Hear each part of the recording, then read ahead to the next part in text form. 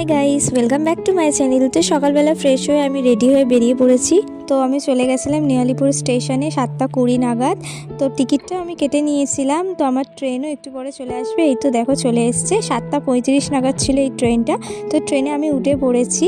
অনেকটা জার্নি করার পর ফাইনালি আমি চলে এসেছি। তো কোথায় চলে এসেছি সেটা তোমরা একটু পরেই জানতে পারবে। তো হ্যাঁ, আমি নৈহাটিতে এসেছি বড় মাকে দর্শন করতে, পুজো দিতে। আমার অনেক দিনের ইচ্ছা মায়ের কাছে যাব, মাকে দর্শন করব, পুজো দেব।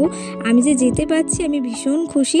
তো আমি মন্দিরের কাছে চলে এসেছি, আর মন্দিরের পাশে এই দোকানটা থেকে আমি পুজোর ডালা নিয়ে নিয়েছিলাম। একদম মন্দিরের পাশে ছিল। 51 টাকা থেকে শুরু, 101 টাকা। তোমরা তোমাদের মনের মতো করে পুজো দিতে পারবে। আমি 101 টাকার ডালাটা নিয়ে নিয়েছিলাম। তারপর ডালা নিয়ে আমি চলে গেছিলাম মন্দিরের কাছে।